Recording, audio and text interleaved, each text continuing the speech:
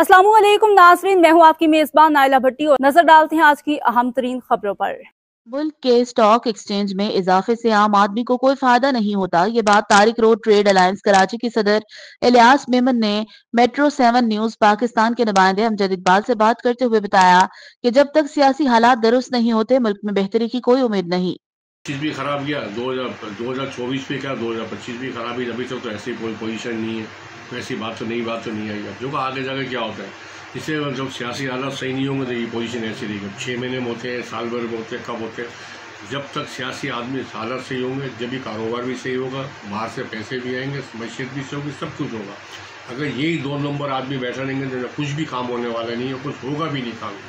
इनको सबको पता है, इसमें आर्मी चीफ को भी पता हुआ है, और जो अब ये जो यानी कि जो PDF जो उनको भी पता हुआ, सबको मालूम। कोई पैसे पाकिस्तान को देने को तैयार नहीं है, एक आदमी पैसा देने को तैयार नहीं। स्टॉक बढ़ने से तो मैशियत सही नहीं हो जाएगी। स्टॉक के पॉइंट बढ़ के आम आदमी को 1 रुपये का फ़ायदा नहीं है। सुन लेना मेरी बात। जो वाइट कॉलर है या गरीब आदमी जो पैसे, उसको कोई फ़ायदा, स्टॉक से फ़ायदा नहीं है। चाहे स्टॉक के आप और आदमी और 2 लाख पॉइंट भी उसको फ़र्क नहीं पड़ेगा। जब तक हमारी एक्सपोर्ट नहीं बढ़ेगी, जब तक हमारे हालात सही नहीं होंगे, जब तक ये हालात सही नहीं होंगे। और मुझे 2025 भी जो जैसे 2024 गया, 2025 भी ऐसा ही जाएगा।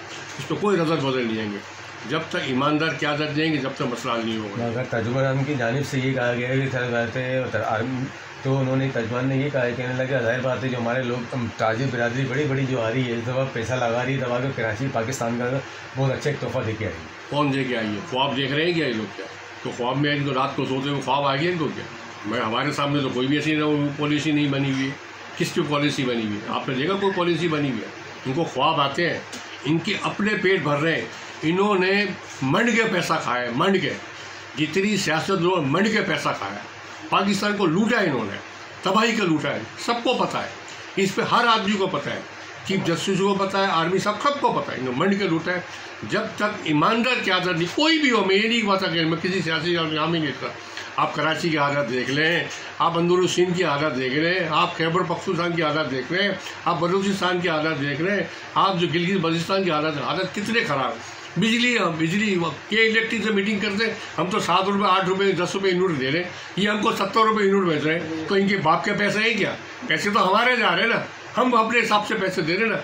ये इस पर इनके पैसे खा रहे हैं, IPC जो बनाए हुए, इस पर ये पैसे ले रहे हैं। जब तक, फिर आपसे बोल रहा हूँ, जब तक एक पेश में नहीं आएंगे, ईमानदार क़यादत नहीं आएगी, पाकिस्तान सुधरने वाला नहीं है।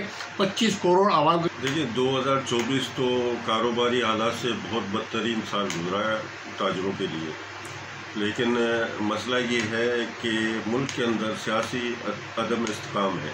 इसको जब तक सही नहीं करेंगे तो मुल्क सही डगर पे नहीं आएगा। कुछ इनके अच्छे काम हैं, लेकिन बहुत से लोग हैं मुखालफत करते हैं। इन्होंने डूबती हुई मैशत को थोड़ा सहारा दिया है, सही डगर पे चला है। इनको मेहनत करनी चाहिए, ख़ास करके ये जब तक बिजली, गैस और दूसरी चीज़ें हैं इस पर तवज्जो दें। गैस की और बिजली की प्राइस कम करें, फैक्ट्रियों को दें और लोगों के लिए आसानियाँ पैदा करें, क्योंकि ये मुल्क की छोटे ताजिर जो होती है, स्मॉल इंडस्ट्री मैशत की रीढ़ की हड्डी है। जब तक इसको कोई रिलीफ नहीं मिलेगा, मुल्क तरक्की की डगर पे नहीं चलेगा।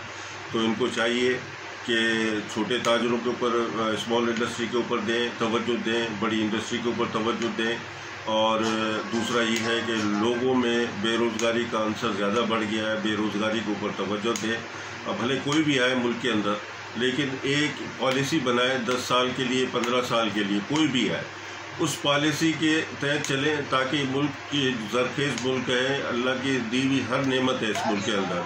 कोई मेहनत करने की ज़रूरत नहीं है, सिर्फ ईमानदारी और खुलूस नीयत से अगर ये काम करें तो ये मुल्क जो है ना एशियन टाइगर बन सकता है।